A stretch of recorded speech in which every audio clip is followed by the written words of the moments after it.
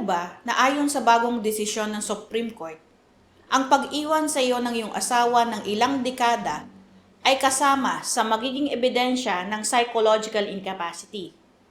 At dahil dito, may isang kasal na idiniklarang void. Ako po si Attorney Claribel Lucila at ipapaliwanag ko ang batas ng malinaw, simple, totoo at para sa lahat.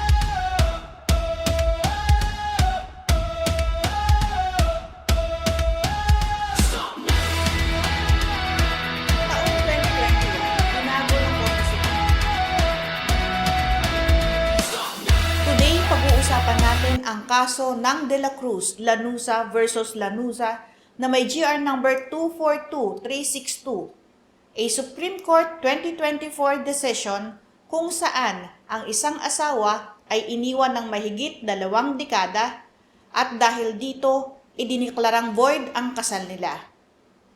And yes, this case changes how courts may look at psychological incapacity.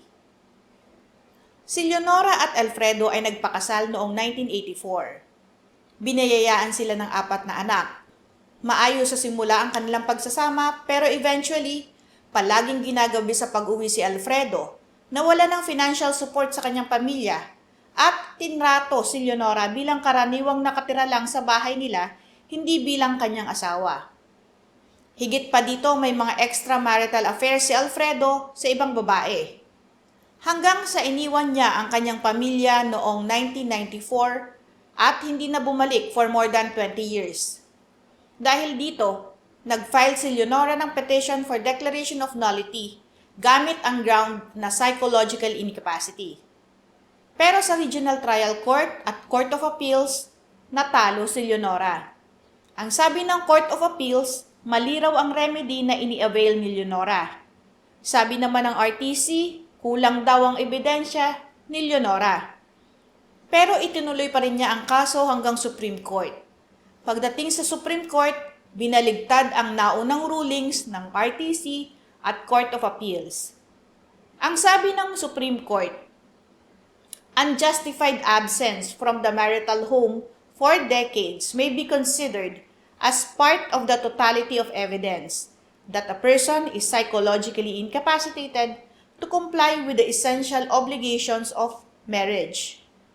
Ibig sabihin, ang matagal at walang dahilan na pag-iwan sa pamilya, ang kawalan ng pakikibahagi sa obligasyon at ang paulit-ulit na pagkuha ng bagong partner, lahat ito ay pwedeng magpakita ng malalim, permanenteng personality issue na pumipigil sa isang tao na gampanan ang responsibilidad niya bilang asawa. Lahat ito ay pwedeng magpakita ng malalim, permanenteng personality issue na pumipigil sa isang tao na gampanan ang responsibilidad niya bilang asawa. Bakit mahalaga ang case na ito sa annulment sa Pilipinas? Dahil sinasabi ng Supreme Court, hindi mo kailangan ng medical diagnosis para sa psychological incapacity. Actions over many years can be evidence. Ibig sabihin, ang mga kilos na paulit-ulit sa loob ng maraming taon ay maaaring magsilbing ebidensya. Long-term abandonment can show a structural personality incapacity. Hindi lang immaturity or simple irresponsibility o ang pangmatagalang pag-abandona ay maaaring magpakita ng isang malalim at matagalang pagkukulang sa personalidad. Hindi lang simpleng pagkamayabang, pagkakamali o irresponsibilidad. This gives clarity and hope sa mga taong matagal nang iniwan pero hindi nila alam kung may laban ba sila sa annulment. Sa kasong ito ng De La Cruz Lanuza versus Lanuza, idiniklara ng Supreme Court na void ang kasal ng mag-asawang Lanuza on the ground of psychological incapacity. Kung gusto nyo pa ng ibang legal topics, explained in Filipino, i-comment nyo lang sa baba. Don't forget to like, share, and subscribe para sa mga mas malinaw na legal information para mas empowered tayong mga Filipinos. Patuloy po kayong manood, magtanong at matuto ng tungkol sa batas. Magandang araw po, ako si Attorney Claribel Lucila.